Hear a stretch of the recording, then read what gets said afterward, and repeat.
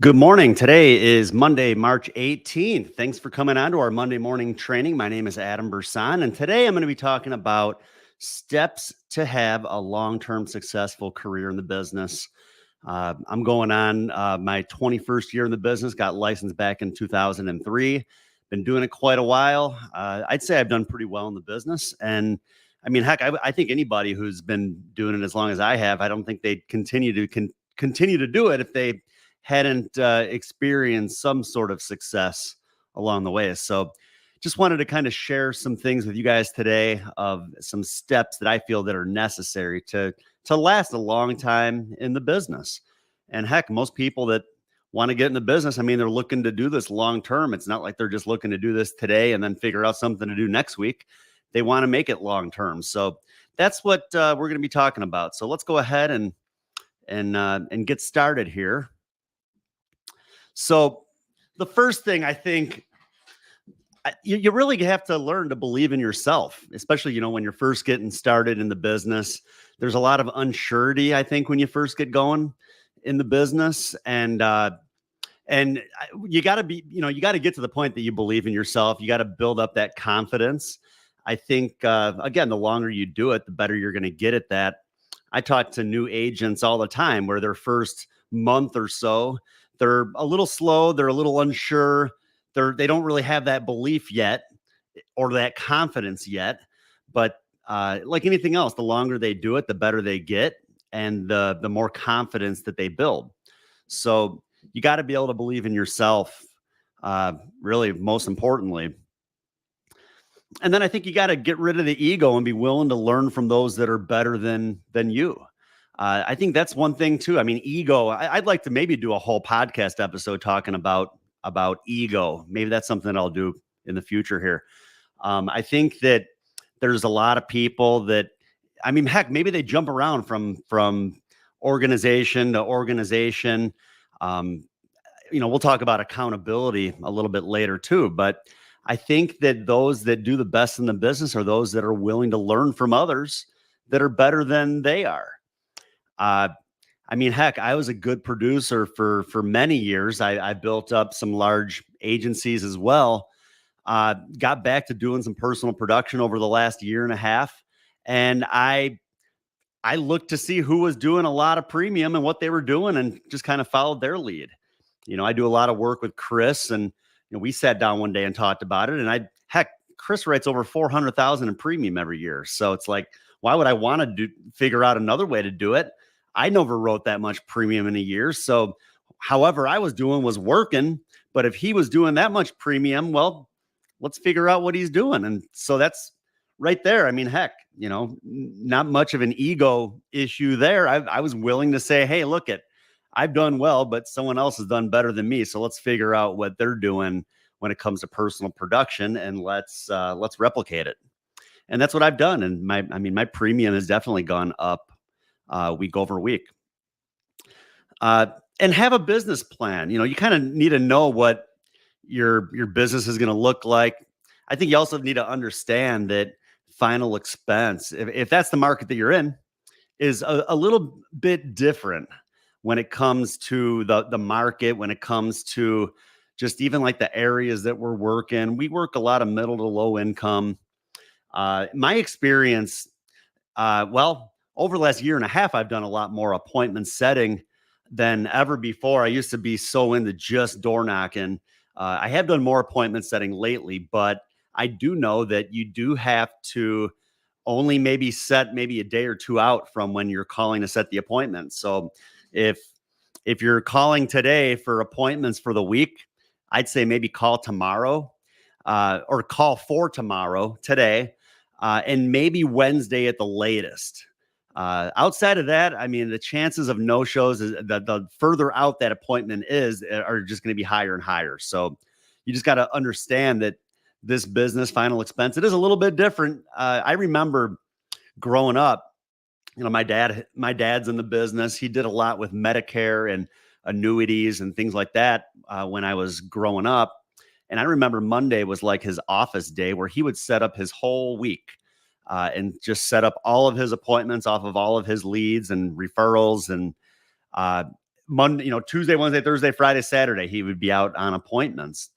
But it just doesn't work in final expense. If like I said, if you're setting them out too far, they're not going to be home, and you're going to be wasting a lot of time.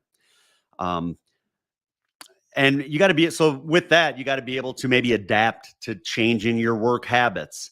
You also have to realize in the final expense business that if you are out in field sales and you are setting appointments, not all of your appointments are going to be home.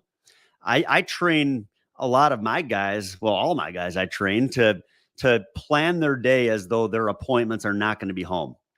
And what I mean by that, I tell them, get your appointment set, but then still go through all of your other leads and put a route together. So then when if for some reason your appointment's not home, let's say you have a 9:00 appointment and maybe you have a 10:30 appointment. Well, if your 9:00 appointment isn't home, well, you're already going to know your next step. You're already going to know where you're going to be able to go.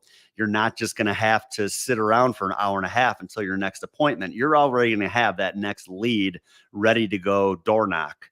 And if you are late to your 11:00 appointment, who cares? Or your 10:30 appointment, who cares? If you're a little late, I mean, you're better off to just as many opportunities as you can to sit down with people. That's really what you need. And people understand if you're late, if you're run over. I mean, how many times do people have like their cable company where they set up an appointment? Their cable company gives them like a 6-hour window.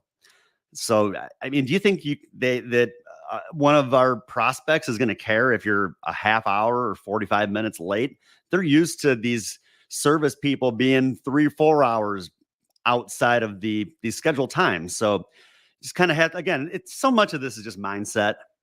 And, if you think that they're going to be mad that you're late, well, then they're probably going to be mad. But like I said, work your leads. If your first appointment's not home, make sure you already have a route put together so you know where your next step's going to be.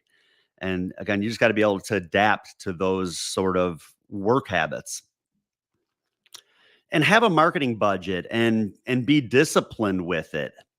I think that it's a good idea to transfer at least 20% of every commission that you earn into a separate bank account. Call it your leads bank account.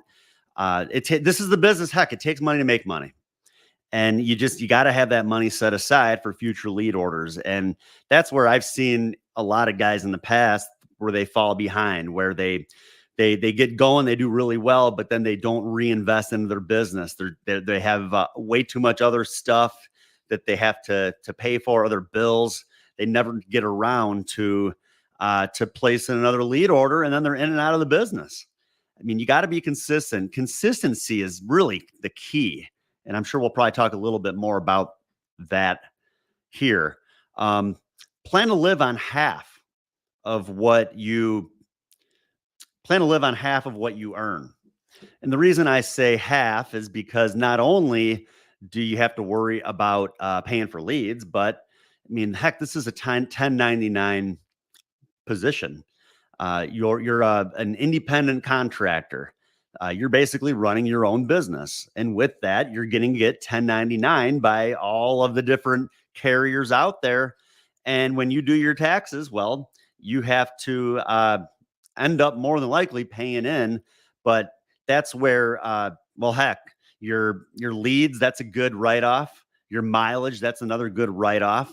But you plan to live on half because you're better off to have more than enough saved and put away than not enough. The last thing you want is to be put in a tough situation at tax time. And it's happened to me. I remember first year, my prior company, I made a lot more money than what I had anticipated. And I had not set enough money aside. I got in a pretty tough spot, but worked my way out of it. Again, lesson learned. I mean, I always teach all of my agents. I mean, pretty much everything that I'm teaching is just because of things I've learned through my own experience.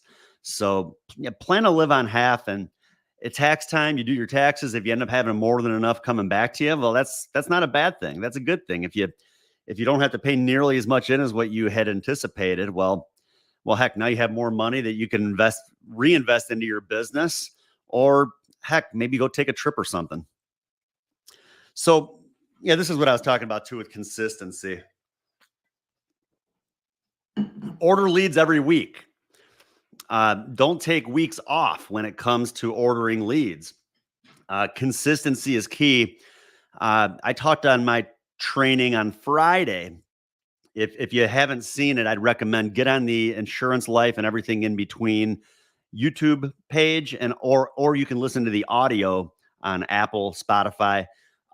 Talked a lot about the consistency and ordering leads every week. Just the whole thing was just about doing whatever it takes to succeed.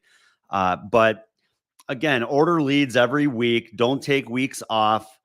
It's all about being consistent with it. And you want to build up this is what I talked about on that training. You want to build up an inventory of leads where it gets to the point where you have so many people to see, you wish that there was more time in the day. And that's a good problem to have. When agents run into trouble, it's when they place one lead order and then they try to disposition every single lead before they move on to the next. And if you're working that way, it's going to get to the point where you're going to run out of people to see. And you're going to be looking for things to do. And that's not a good problem to have. So be consistent with placing those lead orders and be geographically smart with it. That's the great thing about direct mail leads is that direct mail, most vendors, you can place those leads by zip code.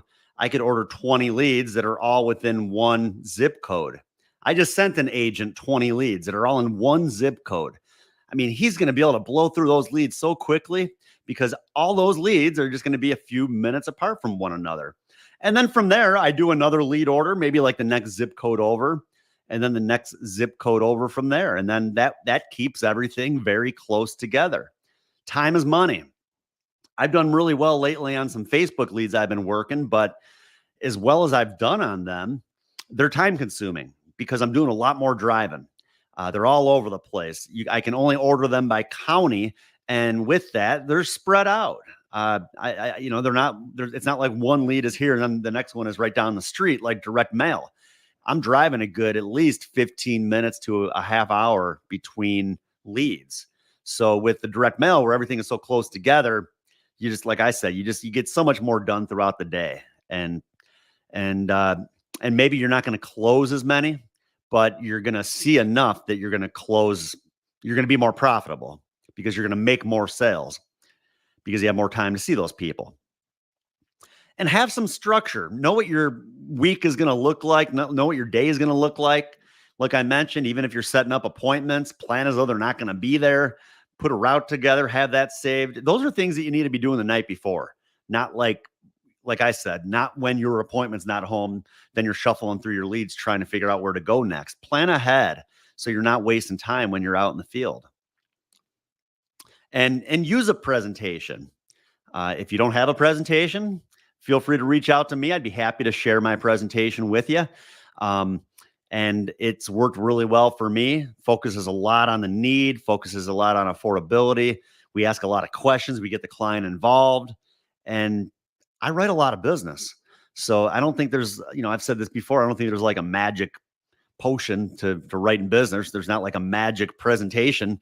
But heck, when you learn it, the thing about it, you learn it and it helps when the client starts asking questions or they get you off topic. It helps when you have a presentation so you can get back on track. And the more structure you have with that, the more confident you're going to be and the more comfortable you're going to be doing your presentation and the more sales you're going to make. So if you have not used a presentation, if you're just out there winging it, I think it makes it much more difficult. And I mean, I think too, a lot of presentations out there are so focused, or agents are so focused on just face amounts and rates. And I like to focus on a lot more than just the face amounts and the rates. I like to focus more on value and affordability. So yeah, feel free if you need a presentation, I'd be happy to share it with you. You can get on my YouTube or even the podcast audio and you can even listen to my presentation. I think that's a great way to learn it too. If you're out driving around all day running leads, well, get on the podcast and you can go through and you can listen to the presentation. The more you hear it, the better you're going to get at it. So know the products, the underwriting, and how to calculate premiums. That's just another thing. I mean, I think when you're in a home, it doesn't look very good if you're shuffling around, you're trying to figure out how to get into different agent portals, you can't keep track of all your passwords. It's happened to me and I don't like it when it's happened to me. I mean, I think it's just better to be prepared, kind of have everything in order. Um, and yeah, know the products, the underwriting, uh, toolkit definitely helps. The insurance toolkits, if you don't have it, it's a great tool to have. It's worth the $40 a month that you're going to spend for it. I mean, heck, that's the cost of one lead. But just that, along with just learning the underwriting and learning the questions on these different applications, the learning to calculate correct premiums using the different rate calculators, even outside of the toolkit, and also keeping up with technology. Take advantage of the technology that's out there. Things are so much, I'm going to sound like an old person now. I mean, things are so much easier now than when I first got in the business. I mean, back when I got going, I mean, heck, everything was paper applications. The company that I worked with, they wanted us to send everything in. We'd fill out the paper applications, we'd collect a check, and I would be sending overnights every night. I'd be sending an overnight. And that was starting to cost money too. But not only that, I wasn't getting an instant decision all the time. Uh, with them, I could get an instant decision. We would call in, we'd have to do a phone interview, and then we would get the decision. So that was nice. But even that, I mean, there's so many companies now, you don't even have to do a phone verification. And same thing, like I said earlier, time is money. So the amount of time I could spend, 15, 20, 25, I've spent 40 minutes on the phone with a company doing a phone interview. I mean, that's time is money. The amount of time I'm spending on that one client, I could be spending on other people if I was just using an e-app that provided me with that instant decision. And there's so many companies out there that use those now. I see no reason why you'd even want to write with a company that's uh, kind of behind a little bit, I guess you could say, when it comes to technology. If anything, the less people write with those companies, maybe they'll learn to step it up a little bit and improve their technology to catch up with everybody else. Because yeah, time is money. Let's use what's easy to be able to get that business issued and move on to the next. Get used to getting rejected. I mean, you're going to get rejected more than you're going to get accepted. And again, it's part of the business. When we're working leads, I mean, leads are nothing more than someone who has expressed some sort of interest in what we're selling. It's not a guaranteed sale. We should be able to close, I would say minimum 15%, but probably more like 20 to 25% of our leads. If you're even better than that, maybe 30%. So right there, I mean, heck, 30%, if you're that good, that means that you're still going to get rejected at least 2 out of 3 times on your leads. So you got to have thick skin. You got to know that you're going to get rejected, and you just have to understand that going in. But those sales are going to make up for it. That one sale that you make is going to make up for the 3 other people that just rejected you or slammed the door in your face. So you just got to get used to getting rejected and understand too, they're not rejecting you. They're just rejecting what you're offering. And if you're not working with me, you should be taking advantage of the people that you work with too. And they can help you when it comes to maybe overcoming some different objections when it comes to the sales. I've had my agents call me if they're in a home and they can't get anywhere with the person. I tell them, put them on the phone with me. Let's talk a little bit. And maybe we can even save a sale. But yeah, get used to getting rejected. And it's just part of it. Ask questions. Listening sells. When you're in a home, don't be the one doing all the talking. I think that it's good to get the client involved. Ask them questions that are related to the topic. Ask them questions that hit home a lot. In final expense, I know that a lot of people that we talk to on a regular basis have been through it, where a family member had passed away. They weren't prepared. The whole family had to worry about pitching in to pay for it. So let's think about that. And let's ask questions about that. By sending this card back, Mrs. Jones, had you experienced a funeral lately? That's the first question I ask when I'm in a home. And right there, it gets them in that mindset of remembering why this is so important. I'm not going to go through my whole presentation today. Maybe we'll do that next week. But ask questions. My presentation, there's a lot of different closing questions, and they're there for a purpose. And that purpose is to get the client involved, like I said, and reminding them of why this is so important. And then they're going to sell it to themselves. When they think about the fact that, yeah, they had experienced a funeral and they weren't prepared and the whole family had to pitch in to pay for it, it's sold. They know they need it. They don't want to put their family in that same predicament. Focus on the need. As I mentioned, that's my presentation. Focusing on the need, focusing on affordability is key. That's another question that I ask. Have you thought about whether you want to be buried or cremated? Well, right there, we're focusing on the need. How much coverage does this person need to make sure if they were to pass away tomorrow, there's going to be enough coverage there to cover those expenses? And then affordability. If they can afford more than the immediate need, well, then we can focus on maybe how much it's going to cost in 15 or 20 years based on inflation. But if all they can afford is the immediate need, that's fine. At least they have something. We can always add more later. Don't sell based on how much commission you want to make. Like, that should be something that I shouldn't even have to bring up. But I've been in homes where agents have presented, and it's like I see them calculating their commissions, because I can tell when they're calculating a rate compared to when they're calculating a commission. It's just not the way that you want to think. You got to do what's in the best interest of your client, and not what's in your own best interest. And I think that's actually the next one on here. Yeah, do what's in the best interest of your client. Another thing with that, I would say, you always want to do the right thing.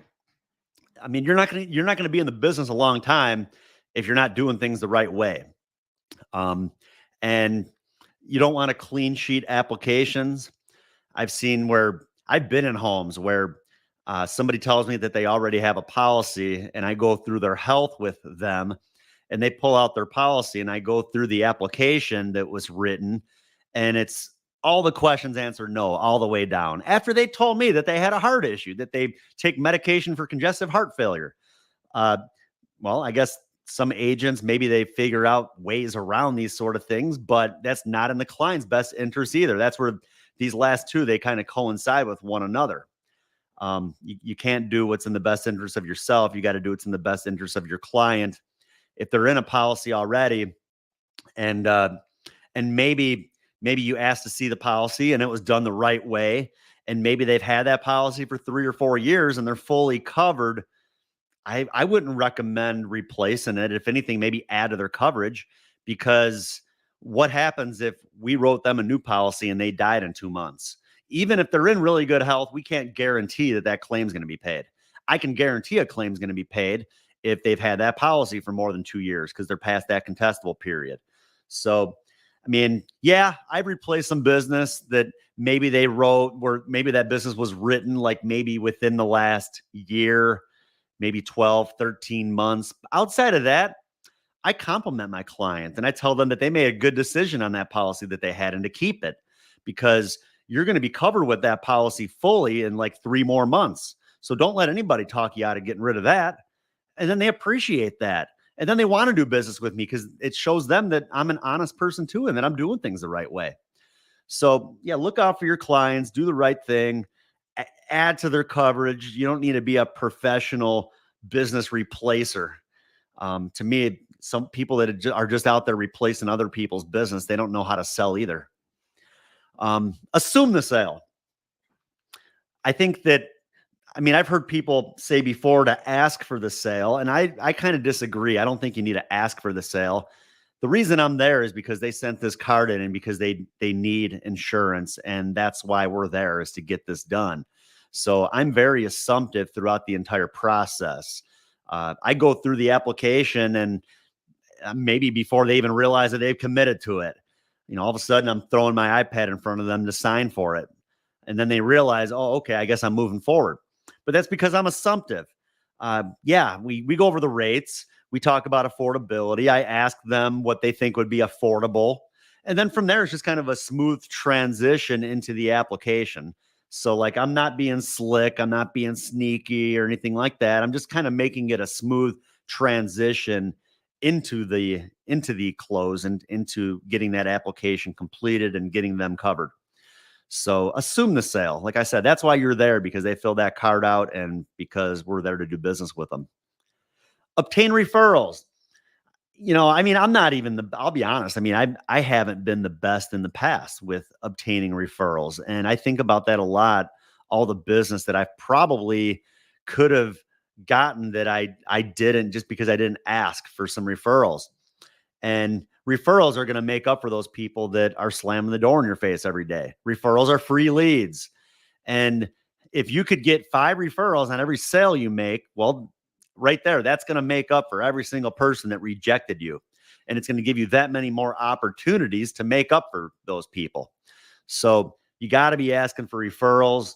We have a really good referral system too, that offers a free $5,000 accidental death benefit policy. If you're part of our agency, that's something that we could help you with.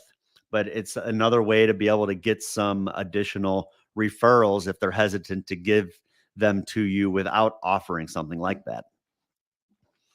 Stop avoiding your fears. That we could really take many ways. I think a lot of people have fear when it comes to door knocking. Maybe people, they've never been comfortable with just walking up to somebody's door. I've never really had an issue with it. I don't feel like I've ever even been nervous or anything, just going up to somebody's house and knocking on their door. But that's just me. I guess it's just a personality sort of thing. Some people, maybe it's a little bit tougher to kind of get over that. But if you want to be successful, we're talking about long-term success today, you got to be willing to door knock some leads. Even if even if your sole way of doing business is not face-to-face, or even if you are mainly setting up appointments. Now, if you're just setting up appointments and you're not doing anything with those leads that you never get anywhere with over the phone, or maybe they just don't answer their phone, you're wasting a lot of leads. So, I mean, there's a lot of people these days that just don't answer their phone. I'll be in a home with a prospect or a client, and their phone is ringing off the hook, and they're not answering. They're just letting the phone ring because they know it's just a telemarketer. It's more than likely someone just trying to sell them something, and they're not interested in talking to somebody. Had I only worked my appointments, I would make a lot less money. Like I said, when your appointments are not home, well, that's when you got to door knock those leads. But yeah, you got to get over that fear. I had an agent once tell me, well, I wouldn't want someone just showing up at my house. Well, that's not the right mindset to have. Because if you're in the final expense business and that's the mindset that you have, you're probably going to be in and out of the business and not make a whole lot of money. And you'll probably end up getting some of these cards mailed to you for final expense insurance. So you can't have that mindset. You just need to get out there and work them and be confident. You could fear even calling people. I mean, I've never really liked calling to set appointments. So maybe I've had a little bit of fear with that in the past, of that fear of rejection over the phone. But I do know that if I get rejected over the phone, it doesn't matter, because I'm still going to take that lead and I'm going to door knock it a couple days later. So even if they tell you no over the phone, that's just no, I'm not interested in talking to you on the phone about it. That's the way I think about it. I'm going to show up in a couple days, and more than likely, they're not even going to realize that I'm the same person that they talked to on the phone. Most of the time when I've done that, they're maybe mean and nasty over the phone, but they're pretty nice when I show up. And like I said, they don't even realize it's the same person. And you can't fear failure. That's probably the biggest one of the whole thing. We can't fear failure. We can't fear failing on our leads. We can't fear ordering leads because of the fact that we might not make sales on them. These lead vendors, they would not be in business if people ordered leads and were not making any sales. The lead vendors, they're profitable not from that agent who orders leads that one time, but they're profitable from the agents that are consistently ordering leads, that have a recurring lead order every single week. That's how they're making their money. Well, agents are not going to be on a repetitive, consistent lead order if they're not making any sales. So you can't blame the leads. You can't fear failure on the leads. And you got to know that you're going to be able to close at least, like I said, at least 15 to 20% of them, hopefully even a little bit more than that. This number 15 used to say work at least 40 hours a week, which is still true. But I think maybe a better mindset is to do at least 15 presentations every week. Because if you're just out door knocking leads, well, I mean, there might be one day that maybe you only sit down with one person or maybe two people. So I think it's better. And you could say you're out in the field all day. I mean, you could have left your house at 8:30 and not gotten home until 9 o'clock at night. Well, that's a good 12-hour work day, but I could tell someone to work 40 hours a week. And if 75, 80% of that was just behind the wheel, that's not really working. That's just driving. I'm talking about, we got to be sitting in front of people. So that's where you need to be able to set up your week where you're going to be able to at least sit down with about 15 people. And if you can sit down with 15 people, think about the type of week you're going to have when it comes to production. And how are you going to be able to sit down with 15 people? Well, you're going to have enough leads to make it happen because you're going to consistently order every single week. And you're going to build up that inventory. So then you're going to have more than enough people to call on a regular basis. And with that, I mean, 15 leads, you write even half of them. I mean, I think you should be able to write more than half, but even half, even 8 leads out of, or even 8 presentations out of 15, even 7, I'll go lower. I'll go less than half. 7 sales on 15 presentations. I mean, you're looking at, I'd say at least 5,000 to 6,000 in annualized premium. So don't focus on the hours you're working. Focus on how many people are you sitting down with on a regular basis. And you need to be sitting down with at least 15 people every week. And if you're not, well, then you need to be ordering more leads or getting more referrals or figuring out other ways to generate business to make it happen. So we got a little bit more, just a little commercial here in between. My agency, Unity Life Group, check us out. If you are not a part of us, I'd be more than happy to set up a call with you. Go to unitylifegroup.com/careers. We have opportunities for field sales, telesales. We have lead programs to accommodate either. And of course, we have our weekly trainings. Also, we have a daily phone call every day, Monday through Friday. Chris has a call, 8 a.m. Central, 9 a.m. Eastern time. Goes for about a half hour. I do sit in and talk on the call on Friday mornings. So, and I do maybe fill in a little bit of input a few other times throughout the week sometimes. So yeah, we have that. Like I said, we have the weekly trainings as you are on right now, or maybe you're listening on the podcast. But yeah, like I said, lots of good opportunities to build a team, multiply your income. We have high level contracts for those that maybe already have agents under them that are looking to maybe build and get bigger. And we have some unique carriers too.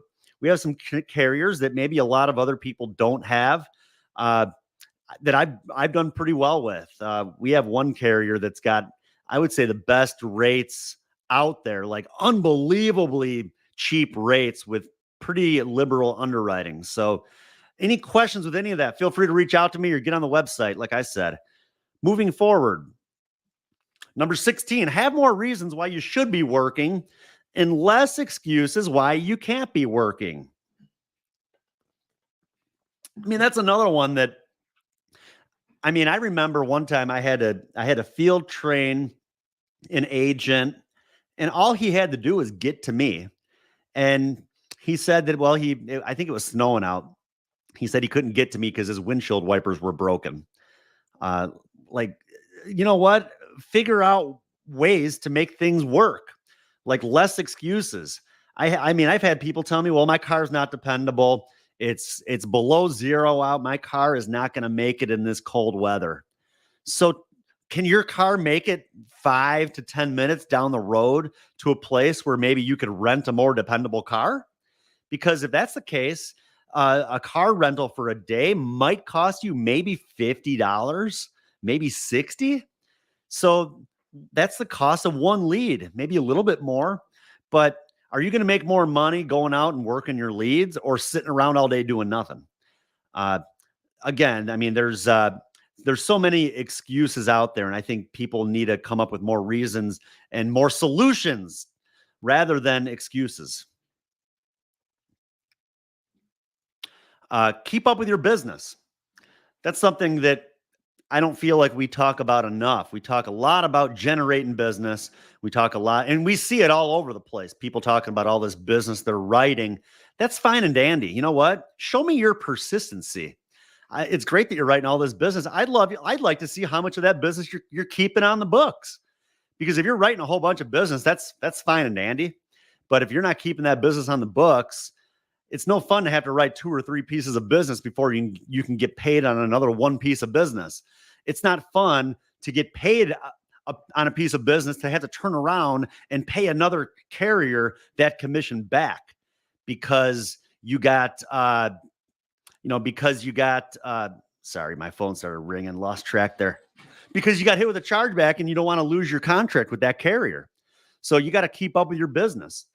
And there's so many different ways of doing that. I mean, most companies, they keep you up to date on when business is falling off or maybe when business is late.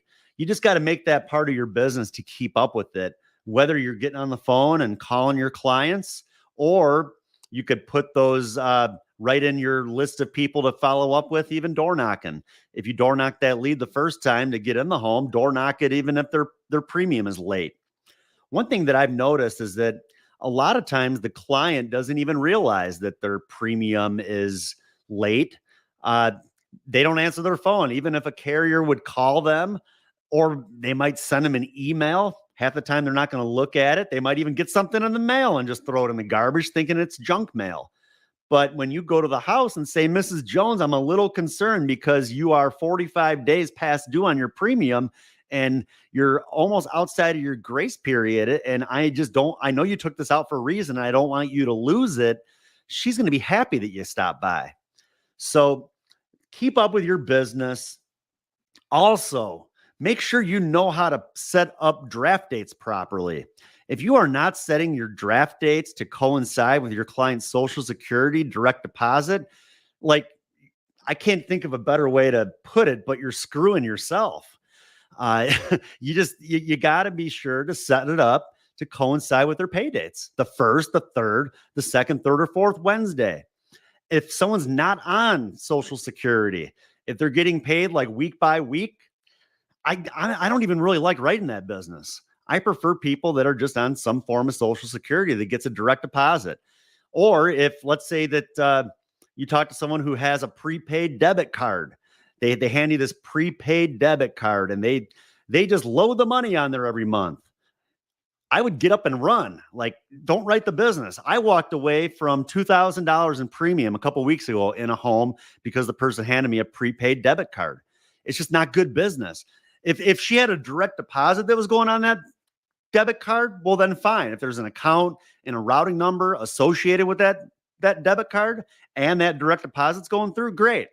But if it's not, if she's just taking money and manually putting money on that card, I'm setting myself up for a lapse. In that home, it would have been 6 applications, 6 apps in one home because they were small policies. It was like a husband and wife, and I think 4 of their young adult children. I didn't want to mess with it. What happens if I wrote 6 applications with one carrier and they all fall off? That could be enough for me to get terminated by that carrier for poor persistency. So I just don't want to mess with it. It's not good business. But keep up with your business. Remember, that's part of the business. Writing new business, yeah, that's how we make most of our money. But you're going to make a heck of a lot more money if you're keeping up with the business that stays on the books, because that's also going to lead to higher renewals every month. And remember, it's a marathon. It's not a sprint. When I take people out and I field train them sometimes, I mean, I almost feel like I make it look too easy. I even tell them that when we're training, like, yeah, things are going really well. I wish I could tell you that every day is going to look like this, but it probably isn't. you're probably going to get rejected a lot more than I do. Um, the longer you do it, the more comfortable you're going to get.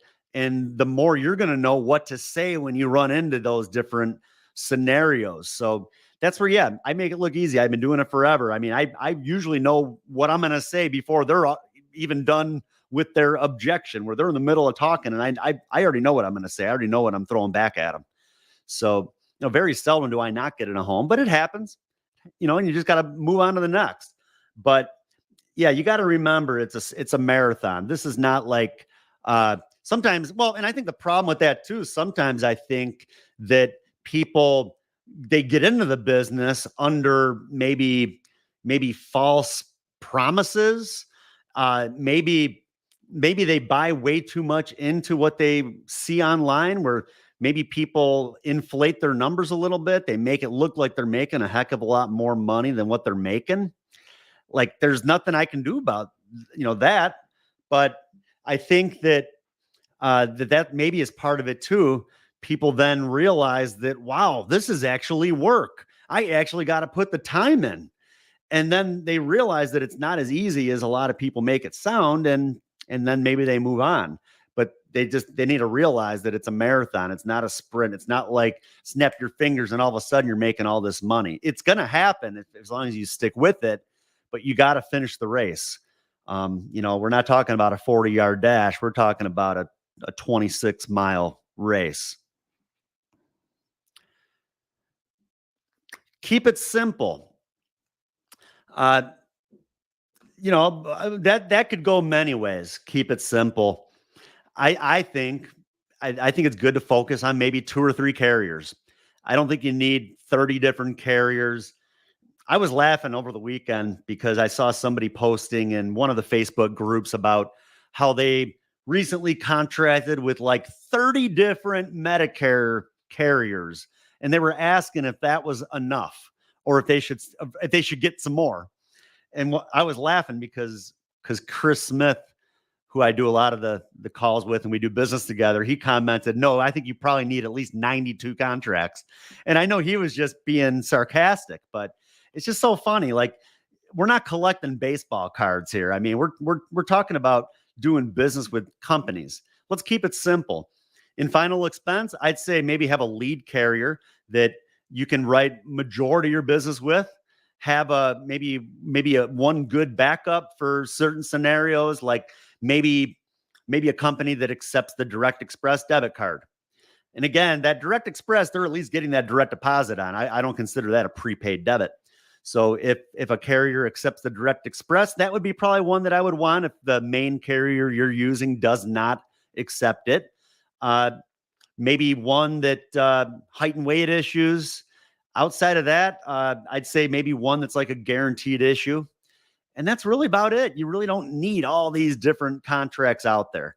You could have maybe a good 2 or 3, maybe 4, and it's going to be enough to fill in all the gaps, to keep things simple, where you're not, another thing too, if you're writing business with 10, 15 different companies, that can be difficult too, where you write one and then you get hit with a chargeback, and then maybe another one falls off with another carrier. And then all of a sudden you got debt with like 3 or 4 or 5, 6 different companies. I mean, that's another bad situation you don't want to be in. So keep it simple. If you write business with one carrier, or majority of your business with one carrier, you're going to build up a pretty good book of business there. And even when you have chargebacks, even if you don't have something lined up to write, you'll have enough renewals built up too to be able to clear some of that up. Work ethic is key. I mean, I could talk about this all day. People come on my trainings and then they don't go out and work. What's the point even sitting in on the training? I mean, the more you learn, the better you're going to get. But if you don't implement and you don't act, what's the point of just sitting and learning and learning and learning? I think the best way you can learn, you can learn a lot from the different trainings that we do. But I think the best way you can learn is by getting out there and doing it. Figuring out what works, figuring out what doesn't, getting back to your car after getting rejected and shut down, and just sit there and think, what could I have done to maybe make that situation better, where maybe I would have left with a sale. So much of this, I think, is self-evaluation, or call your mentor and figure it out. But you got to get out there and do it. And and act. Don't just be a professional learner, be a professional insurance agent that's going to get out there and work hard and make some money and do well. And set goals. I think an annual goal, a monthly goal, a weekly goal, a daily goal, all good things.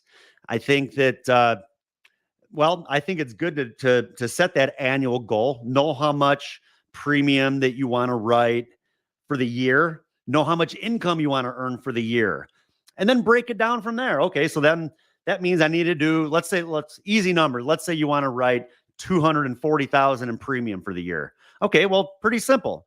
That means that I need to do 20,000 a month in premium.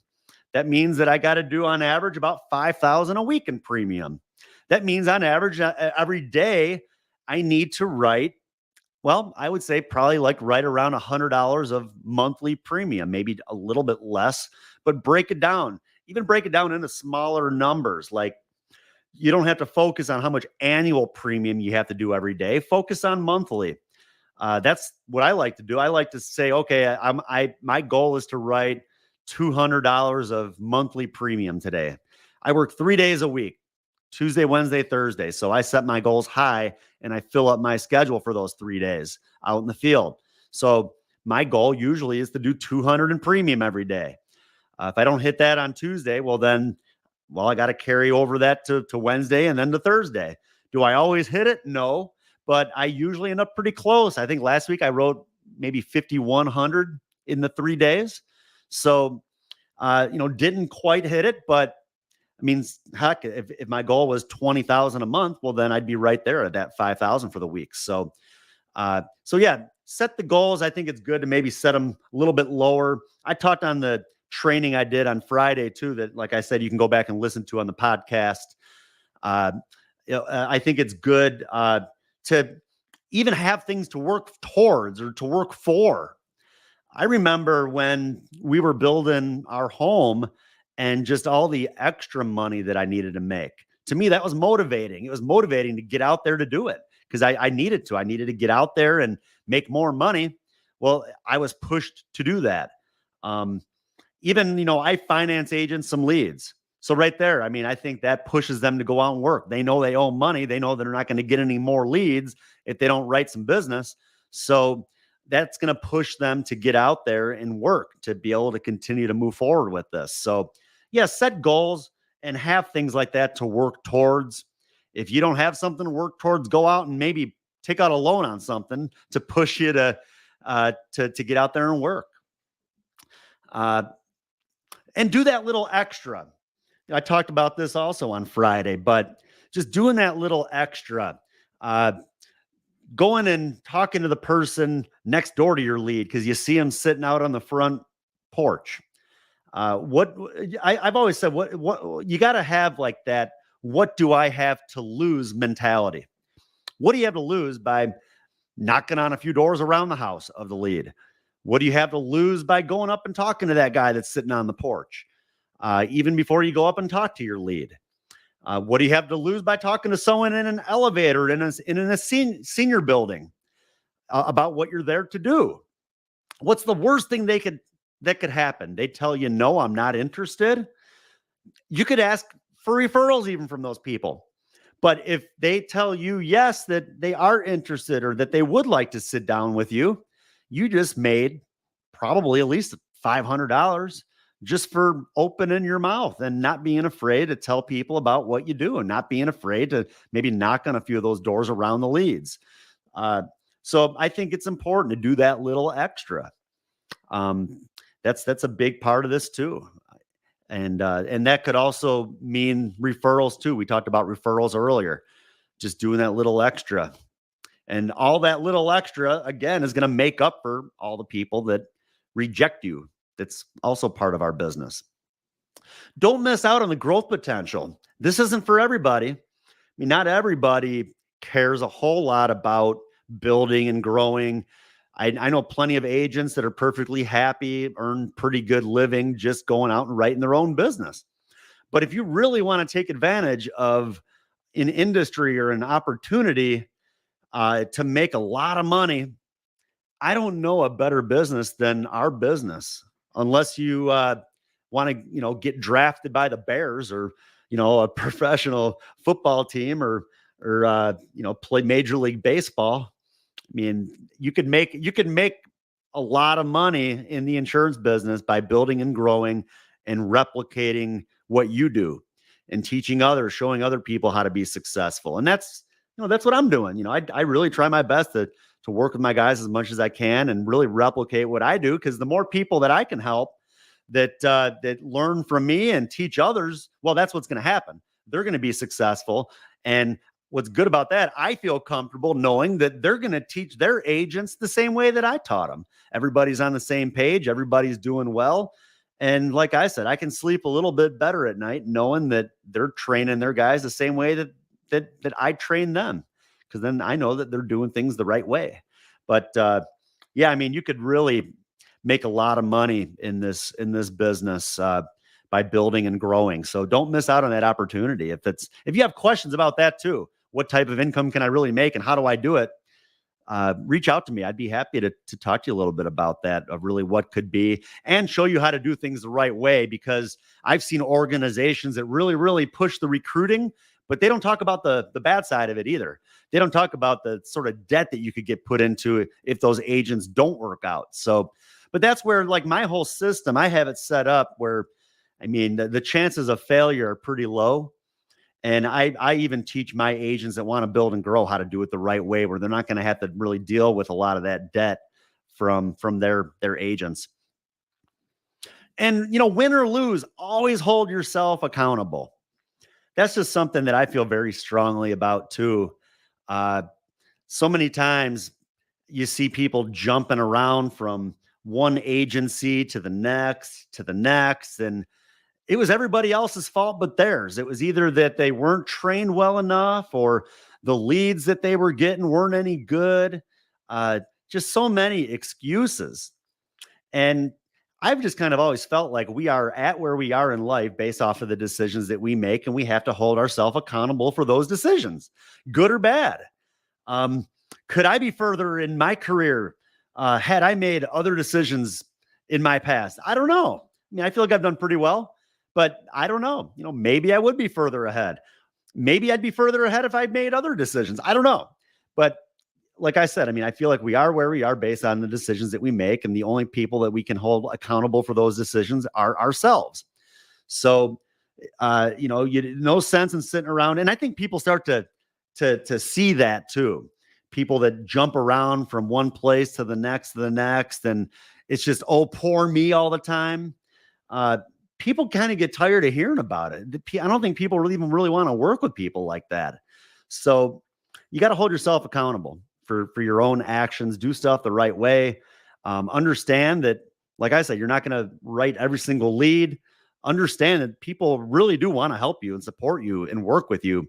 If you're not getting that, well, then reach out to me or others, maybe someone else that's also done pretty well. But at the end of the day, you got to hold yourself accountable for your own actions, and you can't sit around blaming everybody else for all of your losses or failures. You're not going to get anywhere with this.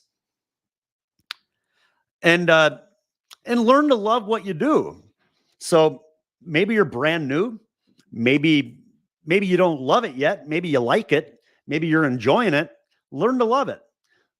Start to understand that what you do changes people's lives. Start to understand that maybe $10, $15, $20,000 to you doesn't sound like a whole lot of money, but it is going to change a family's life when they really need it. When your client passes away, and rather than their family having to run around trying to figure out how to pay for it, just you spending that time with that person is going to make things a lot easier on their family. So that's kind of the mindset that you have to have, and just learn to love what you do. And I think your clients will really learn to see that too. They'll see your passion, and they know that you really do truly care, and that you're looking out for them more than anything that you're getting out of this. So that's about all I had for today. For additional training, you can check out my website, adambersan.com, or get on my YouTube channel, youtube.com/c/Adam Bersan.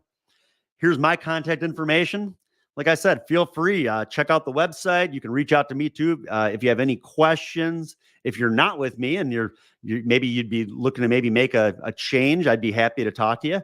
If you're already with me and you just need some help, reach out to me. Give me a call. I'll be more than happy to help you. So I hope you all have a great week, and I will look forward to seeing you again next Monday, same time, same place. Thanks again.